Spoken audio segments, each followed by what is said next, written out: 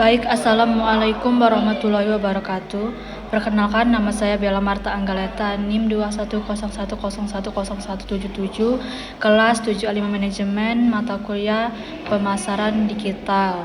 Untuk memenuhi tugas konsentrasi pemasaran dengan dosen pengampu Bapak Ronald. Baik, soal pertama adalah berdasarkan pengalaman Anda, apa saja indikator kinerja utama atau Key Performance Indicator atau KPI yang harus diperhatikan dalam mengukur keberhasilan kampanye digital? Jelaskan alasan menurut Anda. Maka jawabannya adalah dalam mengukur keberhasilan kampanye digital, beberapa indikator utama atau KPI yang harus diperhatikan, yaitu yang pertama adalah traffic website. Ini mencakup jumlah pengunjung unik, durasi kunjungan, dan halaman yang dikunjungi. Traffic yang tinggi menunjukkan bahwa kampanye berhasil menarik perhatian audiens dan mengarahkan mereka ke situs Anda ataupun kita. Nah, grafik yang relevan lebih penting daripada pengunjung secara keseluruhan. Lalu yang kedua adalah tingkat konversi atau conversion rate, mengukur persentase pengunjung yang melakukan tindakan yang diinginkan seperti pembelian, pengisian formulir atau langganan. KPI ini penting karena tidak hanya mengukur lalu lintas, tetapi juga sejauh mana kampanye mendorong audiens untuk melakukan tindakan yang menghasilkan hasil yang konkret. Lalu yang ketiga yaitu adalah biaya per akuisisi atau cost per acquisition atau CPA. Ini mengukur biaya yang dikeluarkan untuk mendapatkan satu pelanggan atau konversi. CPA yang rendah berarti kampanye berjalan efisien dalam hal biaya dibandingkan dengan hasil yang diperoleh tersebut.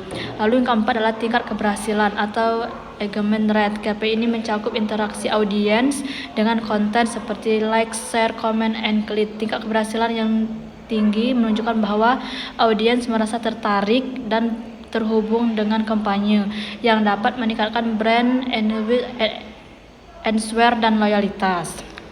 Lalu yang kelima adalah return, mengukur beberapa besar keuntungan yang diperoleh oleh kampanye di digital dibandingkan dengan biaya yang dikeluarkan. ROI positif menunjukkan bahwa kampanye berhasil secara finansial. Nah, alasan mengapa KPI tersebut penting karena mereka memberikan gambaran lengkap tentang efektivitas kampanye digital dari berbagai sisi, efisiensi biaya, tingkat ketertarikan audiens, dan hasil akhir yang tercapai. Menggunakan KPI yang tepat membantu mengidentifikasi apa yang berhasil dan area yang perlu diperbaiki. Lalu soal kedua adalah Anda bekerja sebagai digital marketing untuk sebuah perusahaan retail. Bagaimana Anda merancang strategi pemasaran digital untuk meningkatkan penjualan selama musim liburan tersebut? Nah, maka sebagai seorang digital marketer untuk perusahaan retail, merancang strategi pemasaran digital selama musim liburan membutuhkan pendekatan yang terarah, kreatif, dan berbasis data. Nah, terdapat juga langkah-langkah yang dapat diambil untuk meningkatkan penjualan selama periode tersebut. Yang pertama adalah analisis data dan segmentasi audiens. Analisis perilaku pembelian, yaitu tinjauan data histori untuk memahami pola belanja pelanggan selama musim liburan sebelumnya. Misalnya, produk apa yang paling laris, kapan puncak penjualan terjadi, dan kenal mana yang paling efektif. Lalu segmentasi audiens. Pisahkan audiens berdasarkan demografi, minat, atau perilaku pembeli untuk menyesuaikan pesan dan penawaran yang relevan. Misalnya, tawarkan produk tertentu untuk pelanggan yang pernah membeli sebelum atau buat kampanye yang menargetkan pelanggan baru yang berpotensi. Lalu yang kedua adalah penawaran khusus dan diskon. Nah, yang pertama adalah promosi musiman. Buat penawaran khusus untuk musim liburan seperti diskon besar, bundling produk, atau hadiah gratis dengan pembelian. Gunakan price yang menarik seperti sale musim liburan atau hadiah spesial untuk Anda. Lalu ada flash sale atau daily deals. Selama periode liburan tersebut, adakah flash sale yang menawarkan diskon besar dalam waktu terbatas untuk mencapai rasa urgensi dan mendorong pembelian voucher. Lalu ada juga voucher atau kupon. Tawarkan voucher diskon kepada pelanggan yang membeli dari jumlah tertentu, atau buat kampanye kupon, atau meningkatkan transaksi yang berulang. Lalu 3, mengoptimalkan website dan pengalaman pengguna. Yang ada website mobile friendly, atau pastikan situs web perusahaan Anda itu dioptimalkan untuk perangkat mobile, mengingat banyak pelanggan berbelanja melalui smartphone selama musim liburan tersebut. Lalu proses pembelian yang sederhana, permudah proses check out untuk mengurangi kemungkinan pembeli meninggalkan keranjang belanja tersebut. Implementasikan berbagai pilihan pembayaran dan pengiriman yang fleksibel Lalu meningkatkan kecepatan website. Pastikan website cepat untuk menghindari frustasi pelanggan, terutama selama periode trafik tinggi tersebut. 4, yaitu konten kreatif dan kampanye media sosial. Konten yang berkualitas tinggi, buat konten yang menginspirasi seperti panduan hadiah liburan, ide-ide pengguna produk, atau testimonial pelanggan yang puas. Pastikan konten berfokus pada bagaimana produk Anda dapat meningkatkan pengalaman selama liburan.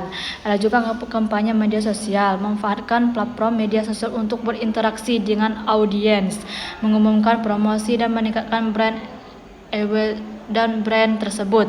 Gunakan hashtag khusus, foto dan video menarik untuk menarik perhatian audiens tersebut. Atau lalu ada pula influencer marketing, kerjasama dengan hal tersebut yang relevan dapat meningkatkan kredibilitas yang lebih luas. Pastikan hal tersebut mencerminkan nilai merek dan produk yang ditaruhkan tersebut. Lalu yang kelima adalah email marketing yang tepat sasaran. Itu adalah segmentasi email. Kirimkan penawaran yang personalisasi berdasarkan data pelanggan yang ada. Misalnya email dengan rekomendasi produk berdasarkan pembelian sebelumnya, atau email dengan diskon khusus untuk pelanggan lama. Lalu ada juga reminder pembelian. Kirim email pengingat untuk pelanggan yang telah meninggalkan keranjang belanja mereka.